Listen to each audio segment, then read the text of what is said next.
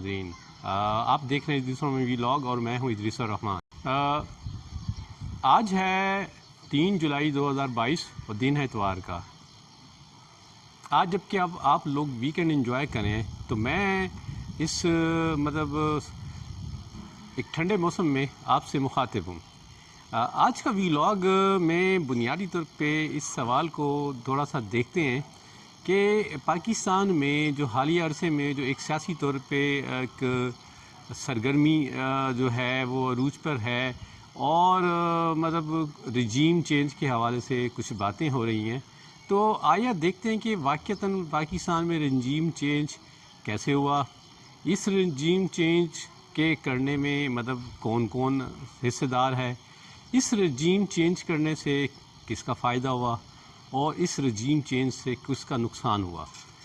تو یہ بات تو خیر آپ کے سب کے علم میں بھی آ گئی اور آپ اس کے بعض خوبی اثرات بھی دیکھ رہے ہیں کہ پچھلے 2-3 مہینوں میں اہلیان پاکستان کے ساتھ کیا ہوا۔ گرمی کے موسم میں لوڈ شیڈنگ بڑھ گئی، اور لوڈ شیڈنگ کیا بڑھی کہ اب پتہ نہیں ہے کہ جی بجلی کب آتی ہے اور کب جاتی ہے، اگر آ بھی جائے تو پتہ نہیں ہوتا کہ کتنی دیر بعد چلی جائے۔ لوڈ شیڈنگ جو پہلے کچھ علاقوں میں 1-2 گھنٹے تک ہوتی تھیں، اب یہ دورانیہ کوئی تقریباً جو ہے 6 گھنٹے سے لے کے 18 گھنٹے تک پھیلا ہوا ہے۔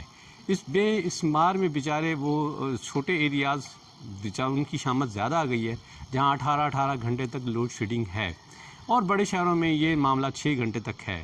شروعات جو تھی وہ 5 سے 6 ہزار میگا واٹ بجلی سے ہوئی تھی، اور اب کوئی 8-9 ہزار میگا واٹ بجلی کا شارٹ فال ہے۔ بجلی کی قیمت بڑھ رہی ہے، اور جب سے شہباز شریف حکومت وجود میں آئی ہے تقریباً بجلی 3 سے 4 دفعہ قیمت بڑھ چکی ہے، اگرچہ اس کو ابھی آئے ہوئے اس بات پہ دیکھا جائے تو تیسرا مہینہ بہرحال اب 3 مہینے ہو گئے ہیں۔ اچھا، پیٹرول کا بم 2 دن پہلے آلریڈی اس قوم پہ گر چکا ہے، اور یہ جو ہے رات کی خاموشی میں یہ ساری چیزیں ہوتی ہیں۔ اب تو مفتح اسماعیل بھی یہ کہتے ہیں کہ جی مجھے اعلان کرنے کے لیے ٹی وی پہ نہیں آنا چاہیے، کیونکہ جب میں ٹی وی پہ آتا ہوں تو لوگ پیٹرول پمپوں کی طرف بھاگنا شروع کر دیتے ہیں۔ تو پیٹرول جو ہے وہ 250 روپے لیٹر پر آ چکا ہے۔ اس سے پاکستان کے ایک اچھے خاصے رہے سہے لوگوں کے لیے زندگی کے مسائل بڑھ گئے ہیں۔ بجلی مہنگی ہے، بجلی نہیں ہے، پیٹرول مہنگا ہوتا جا رہا ہے، اور عوام اس سے ظاہر ہے جو مہنگائی کا ہے سلسلہ وہ ایک ہوش ربا گرانی کو پہنچ چکا ہے۔ انفلیشن کے حوالے سے جو انڈیکیٹر ہیں، یعنی جو کنزیومر پرائس انڈیکس ہے، وہ اس مہینے میں کوئی 23% کو چھو رہا ہے۔ تو یہ ساری باتیں، یہ ساری چیزیں رجیم چینج کے بعد ایکسلریٹ ہوئیں۔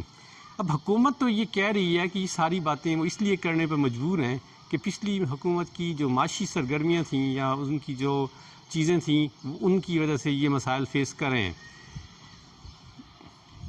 دیکھیں، مہنگائی تو ہے 2018 سے عوام دیکھ رہی تھی، ڈالر کی پیرٹی چینج ہوئی، پیٹرول بھی مہنگا ہوا، بجلی مہنگی ہوئی، گیس مہنگی ہوئی، لیکن پچھلے 3 سالوں میں لوڈ شیڈنگ اتنی نہیں تھی۔ یہ کیا ماجرا ہے کہ جب بھی ہمارے ہاں رجیم چینج ہوتا ہے بجلی غائب ہو جاتی ہے؟ یہ بجلی کی یہ آنکھ مچولی کیا ہے؟ یہ کیا فیکٹر ہے کہ ہمارے ہاں بجلی ایک حکومت کے جانے کے بعد دوسری حکومت میں بجلی کا بحران بڑھ جاتا ہے؟ تو صاحب وہ بات یہ ہے، اس کی بڑی واضح سی بات ہے کہ یہ ساری جو چیزیں ہیں یہ ساری مکافات عمل کا حصہ ہیں، کیونکہ آج جو حکمران بیٹھے ہیں وہ ماضی میں بھی حکمران رہے ہیں۔ پیپلز پارٹی، JUI، مسلم لیگ نواز، یہ پچھلے 30-40 سالوں میں کوئی کسی نہ کسی حیثیت سے حکومتوں میں شامل رہے ہیں، وفاقی حکومتوں میں بھی شامل رہے ہیں، صوبائی حکومتوں میں بھی رہے ہیں۔ تو آج یہ جن مسائل کو رو رہے ہیں یہ ان مسائل کا خود بھی کنٹریبیوٹر ہیں، یہ خود بھی ان مسائل کو حل کرنے کی بجائے ان کے بڑھانے کا سبب ہیں۔ میں صرف آپ سے اگر بات کروں کہ پاور سیکٹر میں کیا ہوا، تو ہمارے یہ جو خادم اعلیٰ وزیر اعظم ہیں یہ کسی زمانے میں خادم اعلیٰ وزیر اعلیٰ تھے، اور یہ بڑے دعوے کرتے تھے کہ جی ہم نے 10,000 میگا واٹ کے پلانٹ لگا دیے ہیں۔ اب پوچھئے وہ 10,000 میگا واٹ کے جو پاور پلانٹ ہیں وہ کیا ہے؟ وہ بند پڑے ہیں۔ کیوں بند پڑے ہیں؟ اس لیے کہ ان کے چلانے کے لیے فیول دستیاب نہیں ہے۔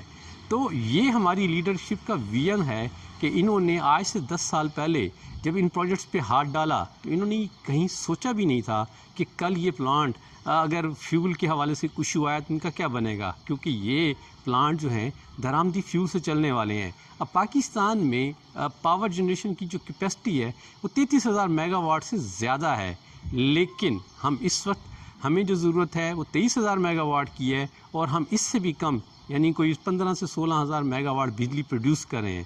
تو آپ دیکھیں کہ جو اتنے سارے بجلی گھر بند پڑے ہیں وہ اس وجہ سے بند پڑے ہیں کہ ہم اس وقت مہنگا ڈیزل، فرنس آئل اور LNG جو ہے وہ نہیں مینیج کر سکے۔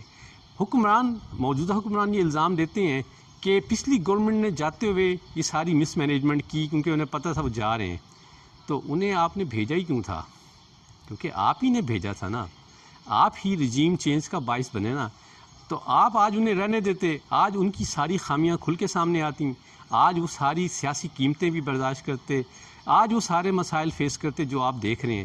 تو آپ نے تو انہیں اس بات کا موقع دیا کہ وہ آج اب خود بچ جائیں اور اب پھنس جائیں۔ تو رجیم چینج کے حوالے سے باتیں جو ہے بہت آج کی نہیں ہے، یہ بہت پرانی باتیں ہیں۔ عمران خان کے انتخاب کے آنے کے بعد سے ہی کچھ عرصے بعد یہ باتیں آنا شروع ہو گئیں کہ خان صاحب کی حکومت زیادہ دیر نہیں چلے گی۔ اس وقت وجوہات یہی تھیں کہ جو معاشی مسائل تھے، قرضوں کا جو دباؤ تھا، انفلیشن تھا، ڈالر کی پرائس کا بڑھنا تھا، تو یہ سارے مسائل جو ہے یہ خان صاحب کے لیے بہت بڑا ایشو بنے ہوئے تھے۔ اور خان صاحب جو پہلے اپوزیشن میں بیٹھ کے بڑی باتیں کرتے تھے، خان صاحب کو ان ساروں سے نبر آزما ہونا ناممکن ہو گیا۔ پھر پاکستان میں کووڈ آ گیا۔ پاکستان میں کیا آیا؟ دنیا بھر میں کووڈ آیا۔ 2020 سے 21-22 تک کا جو سیناریو ہے اس میں کووڈ کی وجہ سے مسائل بڑھے بھی اور پاکستان کے لیے کچھ اپورچونیٹیز بھی ملی۔ اس عرصے میں ہمیں کچھ بہتر ہمارے لیے ہوا اور ہماری GDP نے بہتر گرو کیا۔ پاکستان کا اس وقت سب سے بڑا مسئلہ یہ ہے کہ ہمیں جو اخراجات ہیں وہ زیادہ ہیں اور آمدنی کم ہے، ایک عام آدمی کے سمجھنے کے لیے۔ عمومی طور پہ ہم بجٹ کی اصطلاح استعمال کریں تو جو فسکل ڈیفیسٹ ہے وہ بہت زیادہ ہے، لیکن ہم عرف عام میں بات کریں تو پاکستان میں آمدنی کم ہے، اخراجات زیادہ ہیں، کیونکہ ہمیں دفاع کے ساتھ ساتھ پچھلے قرضوں کی سود کی ادائیگی اور پچھلے قرضوں کی ادائیگی کے لیے میں بھی اچھی خاصی رقم صرف کرنی پڑتی ہے۔ اگر ہم دفاع اور اس کو شامل کریں تو یہ ہمارے اخراجات کا نصف بنتے ہیں، نصف حصہ بنتے ہیں۔ تو اس نصف حصے کے ادا کرنے کے بعد باقی اخراجات کو نکال کر ڈیولپمنٹ کی مد میں اور صوبوں کو دے کر جو بچتا ہے وہ ہارڈلی 700-800 ارب بچتا ہے، جس کو ڈیولپمنٹ کے پرپز میں لایا جاتا ہے۔ اس میں بھی اگر دیکھا جائے تو کرپشن کا ایلیمنٹ ایسا فیکٹر ہے جو اس میں شاید پورے طریقے سے کنٹریبیوٹ نہیں کرتا۔ یہی وجہ ہے کہ پاکستان میں جو سماجی ترقی کے جو اشاریے ہیں وہ ڈیولپ نہیں ہو رہے، ابھی بھی ہماری پاورٹی کا لیول جو ہے وہ بڑھ رہا ہے، اور ہمارے یہاں تعلیم اور صحت کی ابھی جو مسائل ہیں وہ دنیا کے باقی ممالک کی نسبت ہمارے یہاں ایشوز زیادہ ہیں۔ تو یہ سارے ایشوز چل رہے تھے، تو اس حوالے سے پیسے پردہ یہ کچھ چیزیں چل رہی تھیں کہ شاید یہ حکومت جو ہے یہ اس مسئلے کو نبر آزما کرنے میں کامیاب نہیں ہے۔ لیکن اس حوالے سے کچھ حالات کے تقاضے کے تحت یہ باتیں ہمیشہ دبتی رہیں اور خان صاحب کی حکومت چلتی رہی۔ اپوزیشن پچھلے 3 سالوں میں کافی متحرک رہی۔ مولانا فضل الرحمان شروع سال سے ہی تھے کہ وہ اس حکومت کے خلاف انہوں نے ایک مارچ بھی نکالا تھا، ایک لانگ مارچ کیا تھا، اسلام آباد میں بھی آئے تھے، 1 ہفتے تک اسلام آباد رہے اور پھر ان کو کچھ تسلیاں دے کے بھیج دیا گیا۔ بعد میں اس بات کی شکایت کرتے رہے کہ ان سے جو وعدے کیے گئے تھے وہ پورے نہیں ہوئے۔ پھر اس کی طرح بعد میں PDM بنی، PDM کی جو ہے وہ 2020 میں جو ہے ہوا، اس کا ابال رہا، پھر وہ ایک دم ٹھنڈی پڑ گئی، پھر استعفوں کے مسئلے پہ پیپلز پارٹی ان سے بیک آؤٹ کر گئی، پھر PDM تتر بتر ہو گئی۔ پھر یہ معاملہ جو ہے 2022 میں خاص طور پہ آیا، اور اس وقت بلکہ اس سے پیشتر جو ہے PDM میں درار تب پڑی تھی جب سینٹ الیکشن ہوا تھا، اور سینٹ الیکشن کے موقع پر یوسف رضا گیلانی قومی اسمبلی سے تو ووٹ حاصل کر گئے اور سینیٹر بن گئے، جبکہ مسلم لیگ نواز کی جو سینیٹر تھی وہ ہار گئیں۔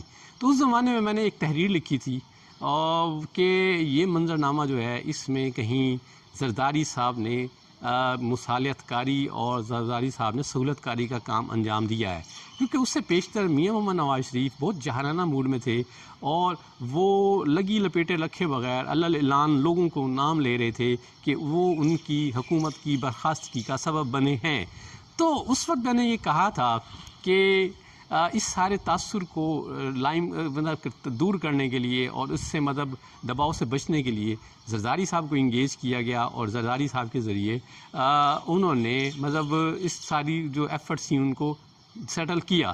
تو بعد میں اگر ہم دیکھیں تو زرداری صاحب کا جو رول ہے وہ بڑا انٹرسٹنگ رہا ہے، کیونکہ زرداری صاحب ہی کی وجہ سے میاں نواز شریف کے آخری دور میں بلوچستان حکومت کو سے عدم اعتماد کے ذریعے وہاں تبدیلی آئی تھی۔ پھر اسی زرداری صاحب ہی کی وجہ سے ساجد سنجرانی صاحب چیئرمین سینٹ بنے تھے۔ اس میں اگرچہ اس وقت عمران خان کی نے بھی ان کی جو ہے سپورٹ کی تھی، تو اس کے بعد زرداری جو ہے چیئرمین سینٹ کے خلاف ایک عدم اعتماد آئی تھی اور وہ فلاپ ہو گئی تھی۔ تب بھی اس بات کے ٹانڈے اس بات کی طرف گئے تھے کہ زرداری صاحب نے سہولت کاری کا کام ادا کیا ہے۔ تو اب پاکستان میں جو رجیم چینج ہوا، اس میں جو مین کردار ہے، مولانا فضل الرحمان کہہ رہے ہیں کہ سازش میں نے کی تھی، لیکن اس میں مین کردار جو ہے وہ آصف علی زرداری کا ہے۔ آصف علی زرداری ان تمام لوگوں کو موبلائز کراتے رہے، کیونکہ آصف علی زرداری بہت عرصے سے یہ بحث کہہ رہے تھے کہ عدم اعتماد کی جائے، جس پہ مسلم لیگ نواز اور مولانا فضل الرحمان جو ہے وہ شک کرتے تھے اور اس پہ اعتماد نہیں کرتے تھے۔ بہرحال کچھ مسائل بڑھے، کچھ ایسی چیزیں ہوئیں جس کی وجہ سے یہ طے ہوا کہ اب خان صاحب کا چلنا بہت مشکل ہے۔ تو اسی پیش رفت میں زرداری صاحب نے فروری کے مہینے سے یہ شروعات کی اور عدم اعتماد کی باتیں شروع ہوئیں۔ مارچ کے مہینے میں عدم اعتماد سرفس پہ آئی، اپریل میں عدم اعتماد اپنے عروج پر پہنچی اور ایک نئی حکومت وجود میں آ گئی۔ اب میں اس میں ساری باتیں اس وقت آپ سے میں نہیں کرتا کہ اس دوران میں کیا کیا ہوا۔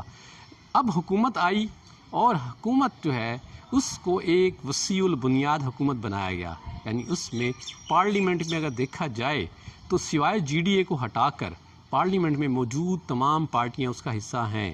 جی ہاں، ایون پی ٹی آئی بھی اس کا حصہ ہے۔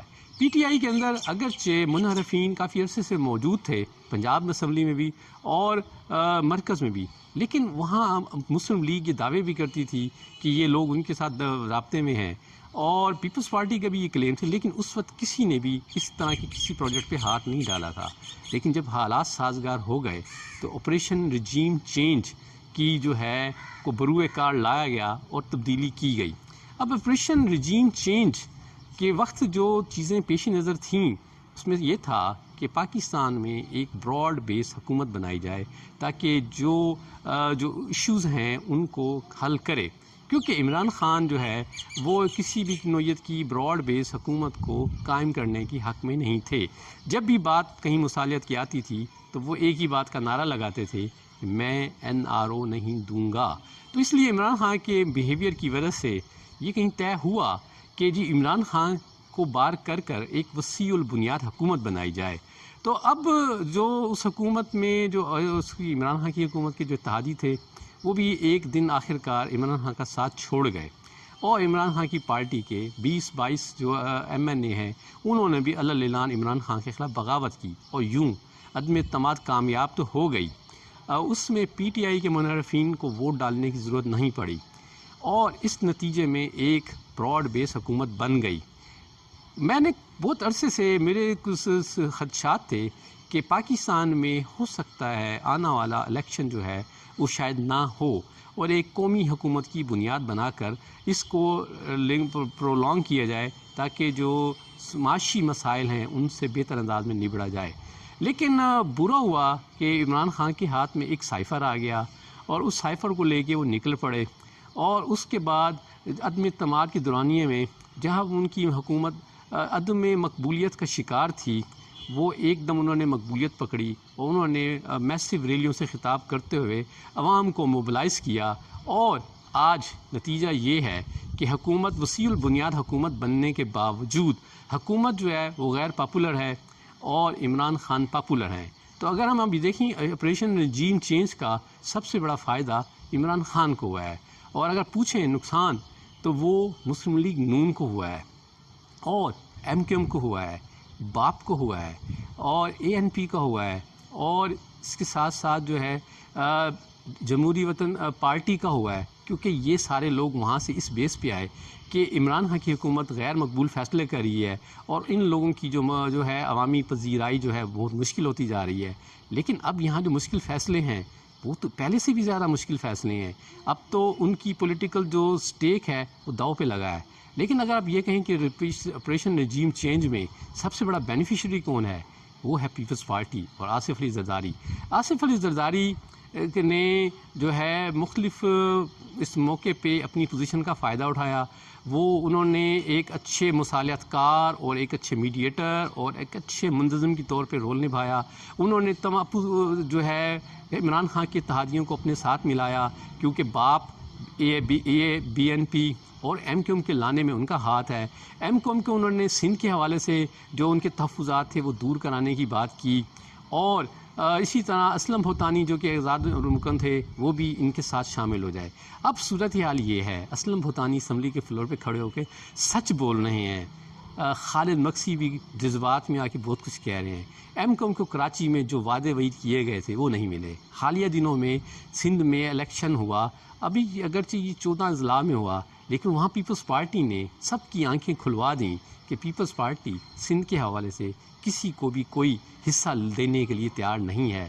اب ایم کیو ایم کی چیخیں نکل رہی ہیں، اب ایم کیو ایم دہائیاں دے رہی ہے، اور مولانا فضل الرحمان حتیٰ کہ خود اگر نہیں بولے لیکن ان کے صوبائی امیر جو ہیں راشد سومرو نے علل اعلان یہ کہا کہ ہم زرداری بھگاؤ سندھ بچاؤ مہم چلائیں گے۔ تو لیکن زرداری صاحب نے پنجاب میں جو ہے مسلم لیگ نون کو انگیج کیا اور ان سے یہ ضمانتیں لیں کہ انہیں پنجاب کی صوبائی اسمبلی کی سطح پر جو ہے کم از کم کچھ 40 نشستوں پہ سپورٹ کیا جائے۔ تو سندھ میں تو انہوں نے اگر یہ ایسی کوئی وعدہ کیا بھی ہے تو مسلم لیگ نواز کا سندھ میں تو کوئی بینیفٹ نہیں ہوگا۔ تو اگر اس سارے منظرنامے میں دیکھیں تو اس آپریشن رجیم چینج کی وجہ سے یہ ساری پولیٹیکل پارٹیاں اس وقت اپنے سیاسی سٹیک جو ہے وہ لگائی بیٹھی ہیں اور زرداری صاحب کے پانچوں گھی میں ہیں۔ زرداری صاحب نے سندھ کا صوبہ بھی سیکیور کر لیا ہے، پنجاب میں بھی وہ جگہ بنا رہے ہیں، پنجاب کی صوبائی حکومت میں بھی حصے دار ہیں، اور وفاق میں بھی انہوں نے جو ہے وہ اسپیکرشپ لے لی ہے اور اچھی وزارتیں لے لی ہیں۔ جو مار کھانے والی وزارتیں ہیں وہ مسلم لیگ نواز کے پاس ہیں۔ شہباز شریف غیر پاپولر فیصلے کر اپنی پوزیشن خراب کر رہے ہیں۔ پنجاب میں حمزہ شہباز کا جو ہے اقتدار اس وقت داؤ پر ہے، کیونکہ ضمنی الیکشن 17 جولائی کو ہونا ہے اور اس عرصے میں پیٹرول کی قیمت بڑھ چکی ہے۔ تو کیا مسلم لیگ نواز اس پہ بہتر فیس سیونگ کر سکے گی؟ کیا یہ عوام کو موبلائز کر سکے گی کہ عوام کو اپنی فیور میں لا سکے گی؟ یہ اس وقت بہت بڑا ٹیسٹ ہے۔ تو آپریشن رجیم چینج میں جن لوگوں نے یہ سوچا کہ ایک قومی حکومت لگا کر مسائل کا بہتر انداز میں حل کریں گے، لیکن عمران خان نے ان کی ساری منصوبہ بندی ملیہ میٹ کر دی۔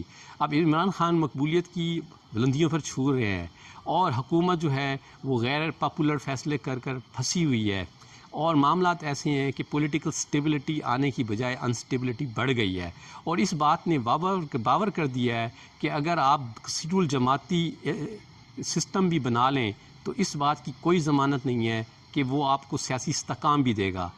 پی ٹی آئی کے منحرفین کو اس وجہ سے بھی استعمال کیا گیا کہ یہ ایک جو ہے ایک قومی ایک نیشنل کنسنسس کی بنیاد بنے گا، لیکن اس سے بھی مطلب کو خاطر خواہ فائدے حاصل نہ ہو سکے، اور صورتحال یہ ہے کہ ہر گزرتے مہینے کے ساتھ حکومت کا سیاسی استحکام جو ہے بگڑ رہا ہے اور پاکستان کے لیے معاشی مسائل جو ہیں وہ بڑھ رہے ہیں۔ تو اس لیے آپریشن رجیم چینج کے جو مقاصد تھے وہ مقاصد پورے نہیں ہو سکے، اور یہ ساری چیزیں جو ہیں وہ ایک انتہا درجے کی ناکامی کی طرف جا رہے ہیں۔